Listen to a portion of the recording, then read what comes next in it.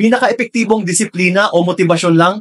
Best discipline or just motivation? Aminin mo, ilang beses ka na bang super motivated sa umpisa, pero nawawala rin kalaunan?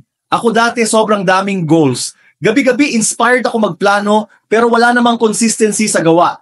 Result?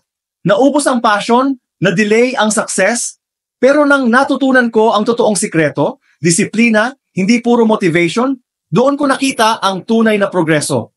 Motivation ay parang kape, pampagising lang saglit, pero discipline, ito ang bumubuo ng pangarap mo araw-araw. Kahit pagod ka na, tuloy pa rin kasi commitment na ito, hindi lang hype. Kaya young entrepreneurs, huwag puro hype. Gawin mong habit ang disiplina. Sa negosyo, consistency beats excitement. Hard work beats passion alone.